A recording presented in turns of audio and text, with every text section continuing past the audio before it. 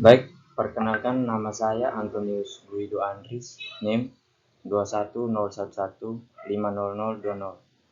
Baik, di video kali ini saya akan menjelaskan materi terkait konsep umpan balik dalam pembelajaran PJOK. Dari pembelajaran PJOK, topik yang kita bahas dalam video kali ini yaitu umpan balik evaluatif dan korektif. Yang kedua, kesejalanan umpan balik. Yang ketiga, umpan balik umum dan khusus. Yang keempat, umpan balik positif negatif. Yang kelima, yaitu target dan waktu umpan balik. Jadi kita mulai dari awal, yaitu umpan balik evaluatif dan korektif.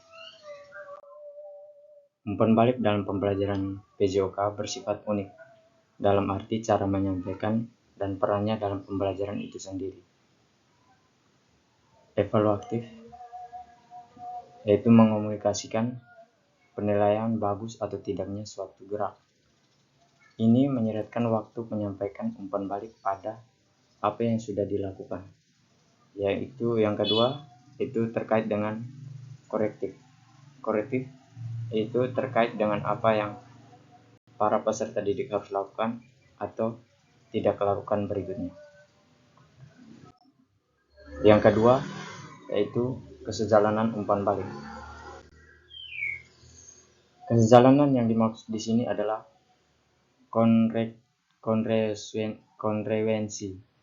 Umpan balik dikatakan sejalan dan tidak sejalan apabila yang pertama sejalan, ada saling hubungan antara konten umpan balik, fokus, tugas, dan isyarat.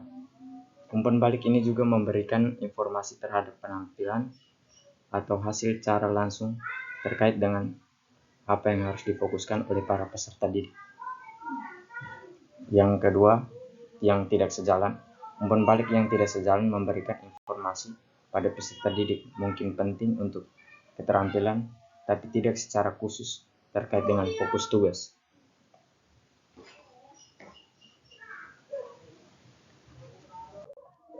Yang berikut yaitu umpan balik umum dan khusus. Yang pertama itu umum. Yang umpan balik umum tidak terkait dengan konten materi, perannya lebih untuk memotivasi anak dalam proses belajar, yaitu secara umum. Yang secara khususnya bernilai bagi pembelajaran peserta didik dan berpotensi dalam menyumbang secara bermakna dan membantu peserta didik untuk tetap perhatian terhadap tugas. Yang berikut yang keempat yaitu umpan balik positif negatif. Umpan balik positif yaitu mengoreksi kesalahan teknik dalam pembelajaran dengan tidak mengoreksi secara kritisme kasar yang dapat mencederai anak dan memutus potensi mereka. Umpan balik negatif disampaikan kepada individunya, bukan pada perilakunya. Guru yang menginginkan peserta didiknya berhasil dalam belajar akan dengan hati-hati dan sensitif mengomunikasikan kesalahan peserta didik dan memberikan informasi tentang bagaimana melakukan dengan benar. Yang kelima yaitu target waktu umpan balik.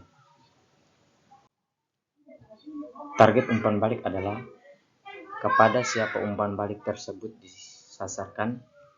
Target dan waktu umpan balik terbagi atas kelas, individu, kelompok, dan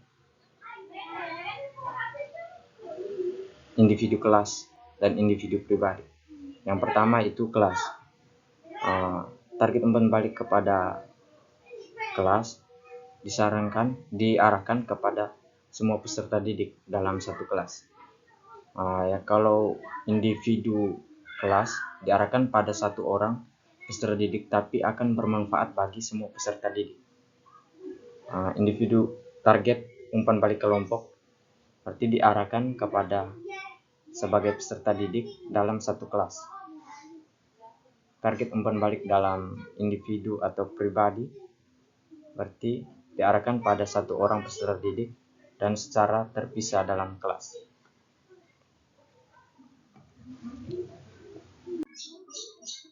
Jadi dari kelima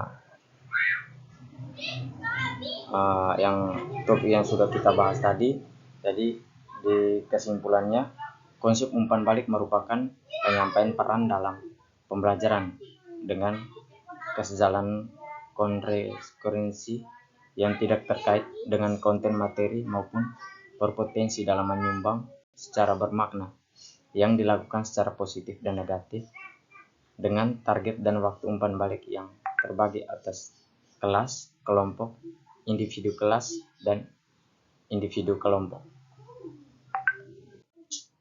Baik, jadi sekian dari video kali ini. Semoga bermanfaat. Terima kasih.